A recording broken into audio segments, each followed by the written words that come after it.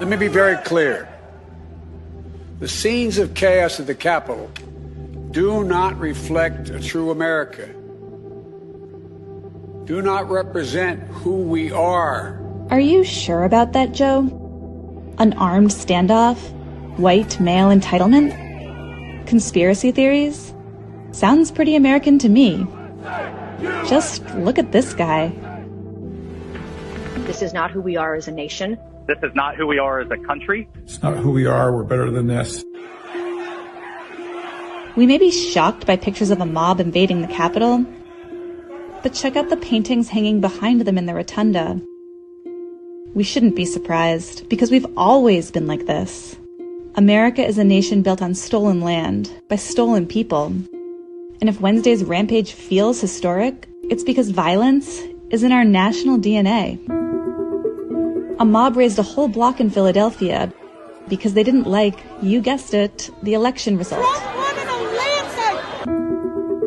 And after Lincoln was elected, the South launched a civil war rather than accept peaceful transfer of power. Those Americans dreamed this flag would fly in the halls of the Capitol, but it never did, until now. They don't get to steal it from us. They don't get to tell us we didn't see what we saw. Taking up arms when you lose an election?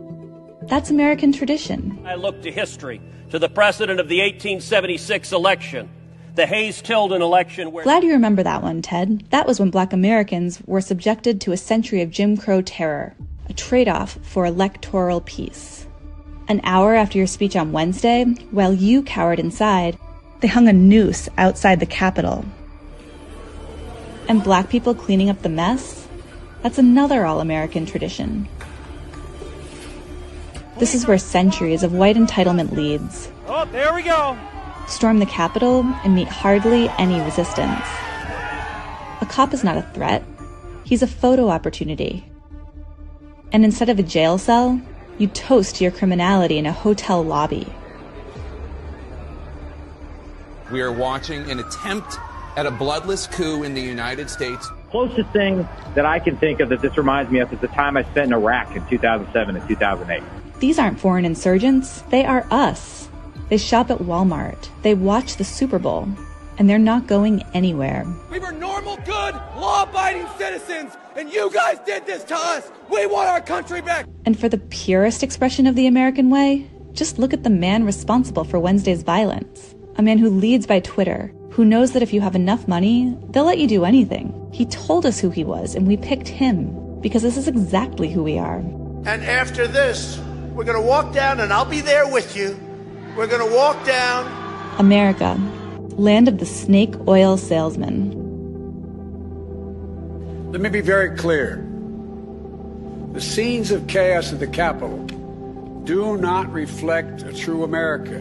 No, Joe. This was a perfect distillation of everything America is and has always been. Your platitudes spin a fantasy as absurd as QAnon, that repeating, this is not who we are, will somehow make it true.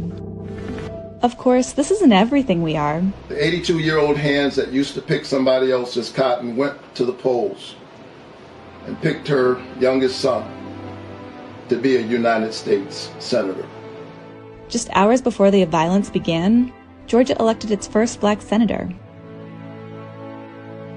But we can only realize our strength if we stop whitewashing our sins. We are a nation forged in racist violence, a society that values wealth over wisdom, a country where personal ambitions mean more than morality, masked with false piety, where citizens wreak havoc on the very institutions that enable them. And get the t-shirt too. This is the United States of America.